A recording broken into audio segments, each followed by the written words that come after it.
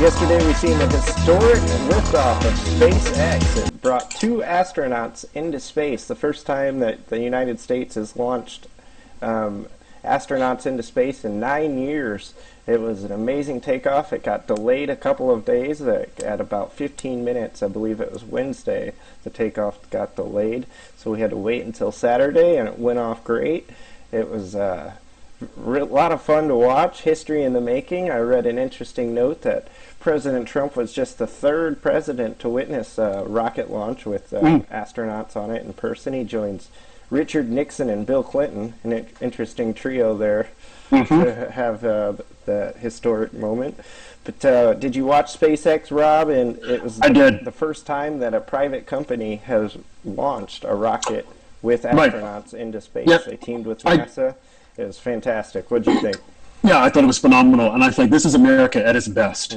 Of course, many on the left, they didn't want to talk about it, they didn't want to cover it, because they were too busy trying to cover the riot. Had it not been the riots, they would have been talking about the coronavirus. Okay. So it's like they're always looking for something not to showcase the excellency out of the president's administration. So I say hands off, it was beautiful. It's America at its best. These are the things that we could do, and I felt proud to be an American. Did you like that President Trump and Vice President Pence went back on Saturday after they had already went on Wednesday? Absolutely. I was wondering, yes, I was wondering if they were going to go back, and they did, and I thought that was good.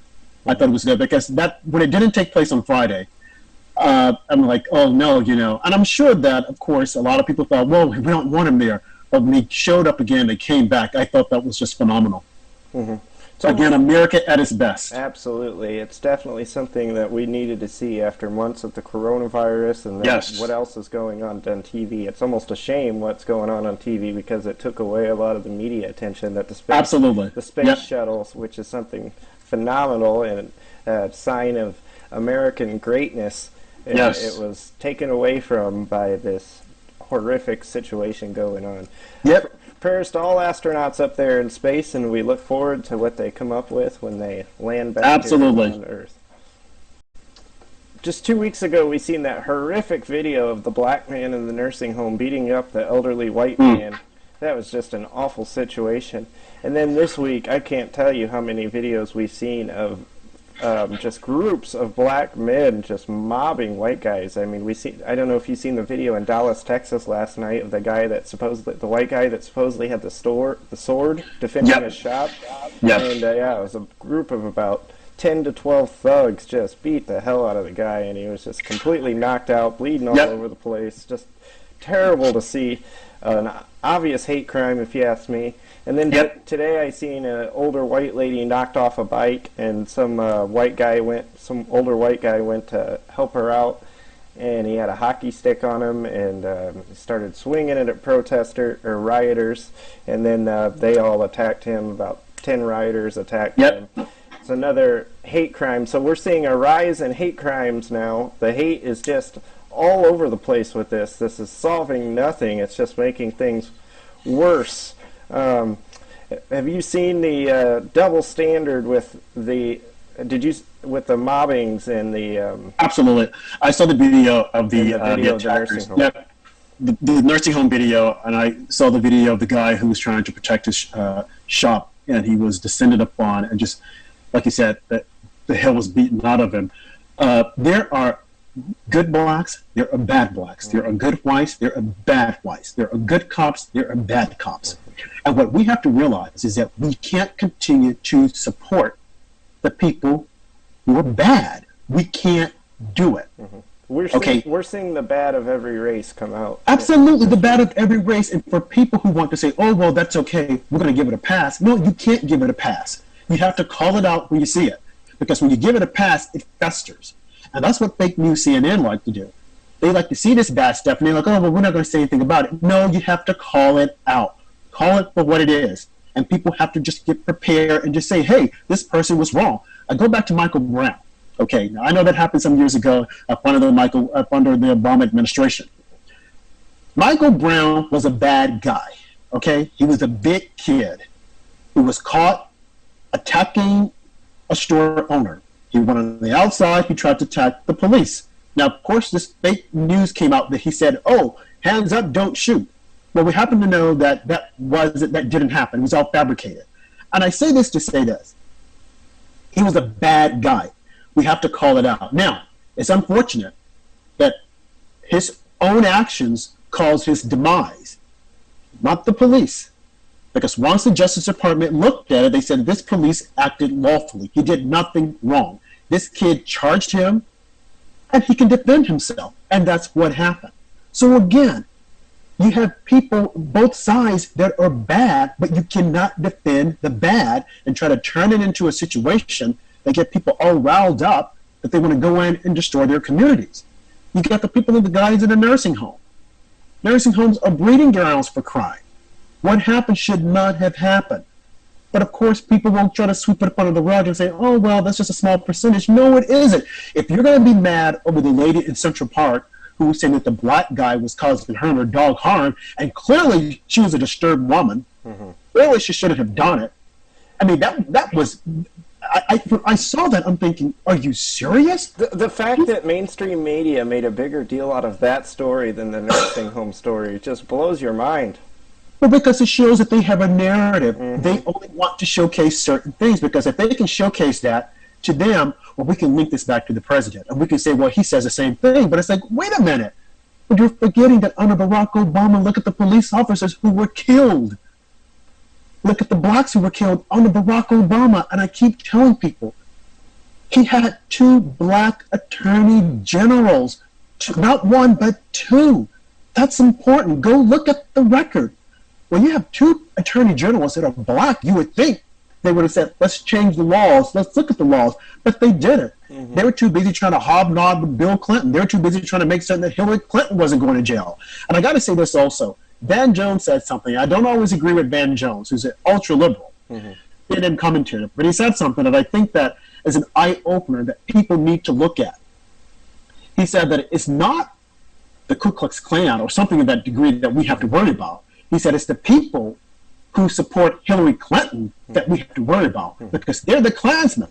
And it's so true. The people that support Hillary Clinton, the people that support Joe Biden, excuse me, they're the ones that we have to look out for, because they're the ones who claim to be so ultra-liberal.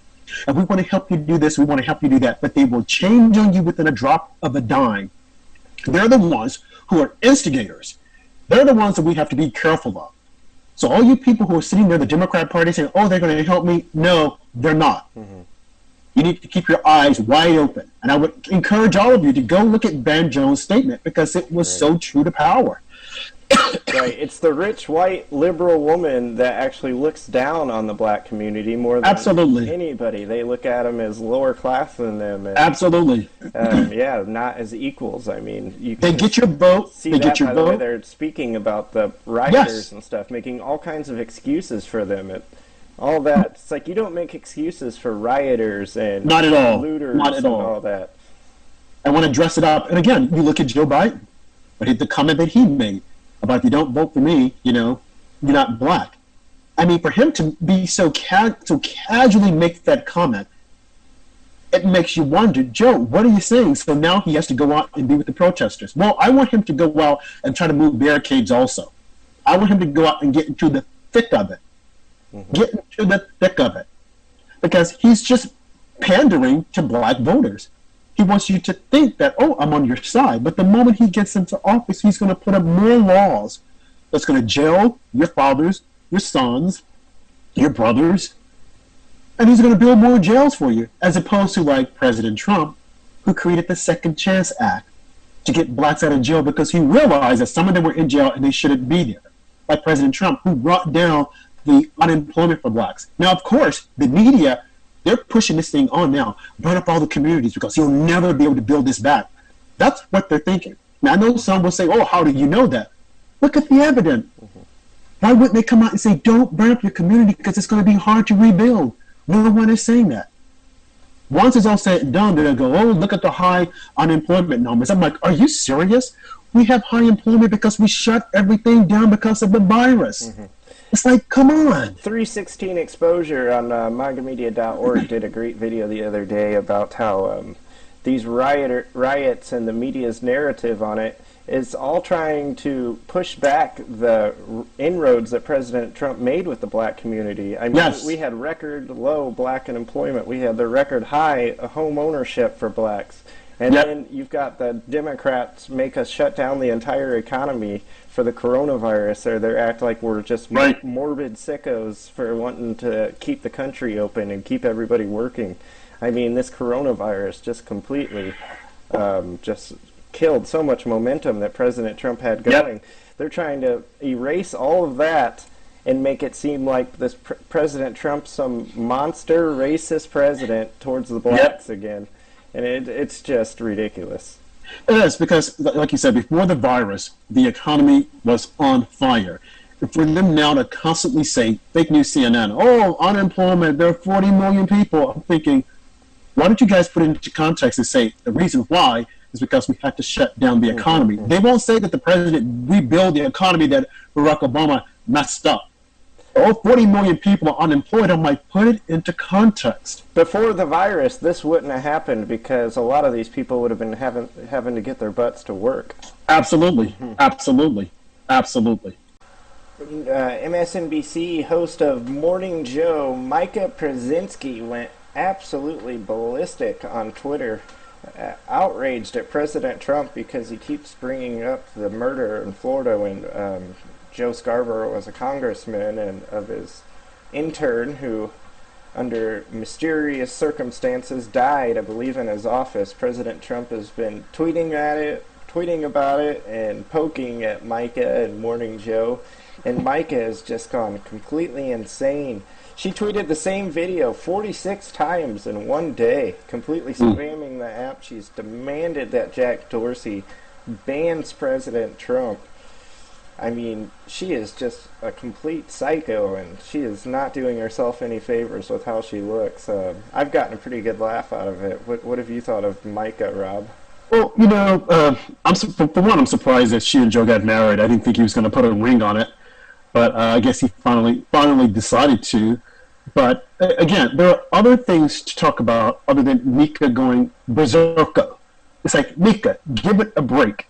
I mean, she and this guy have been after the president ever since he turned them down and stopped going on their show. They have gone like running around with their hair on fire.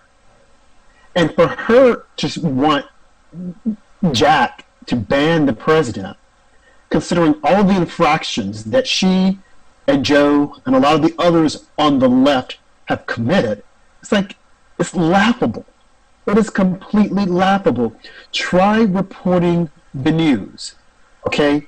If you don't like the president, why are you talking about the president? You know why? Because they like the ratings that the president brings in. And I mean, I've got to admit, he does give them ratings, but they can't beat the ratings of Fox News, Sean Hannity. So although they are getting some little morsel of ratings, they're not beating Fox News. So my advice to her is to get a better format, get better producers, and perhaps try telling the truth sometimes.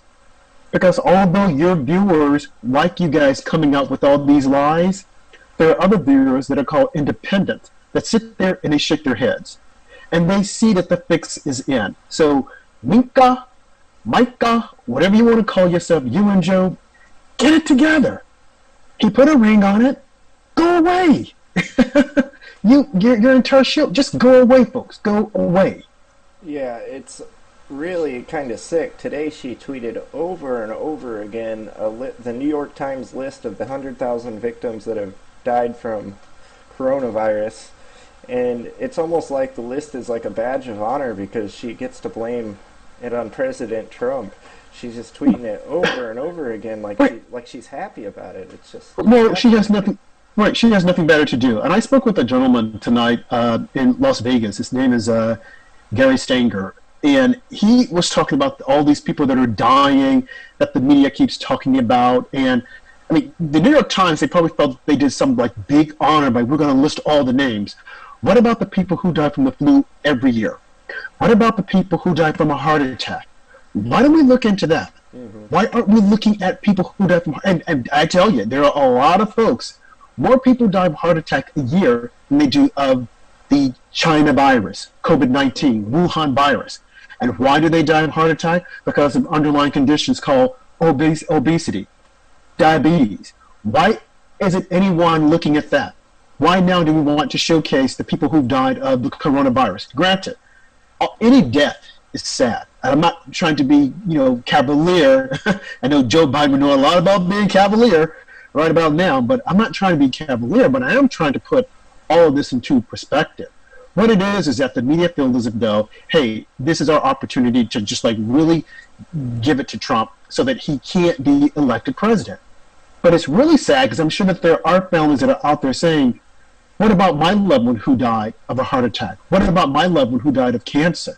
What about my loved one who died of any other ailment other than COVID-19? Why aren't their names in the paper? Why is the New York Times celebrating their life and saying, hey, let's remember the fallen? Well, they're not doing it because, again, this is just one of those fly-in-the-pants moments whereby they feel that, hey, if we keep putting this out there, people will get mad and they'll get angry. No, people are looking at this and saying half of the people who died and lived in nursing homes. Who's at fault? Who do we blame? The liberal governors of blue states who decided to move the COVID patients into the nursing homes. It's like, are you serious? My friend Gary was telling me, he said, well, did anyone ever think, why don't we just designate one hospital exclusively for COVID patients? They certainly could have done that in New York, given the fact that President Trump had the U.S. Comforter. Yeah, it was sitting empty. Empty, the Javits Center and Central Park. Why didn't he just say, hey, we're going to use this for the COVID patients? No one did it.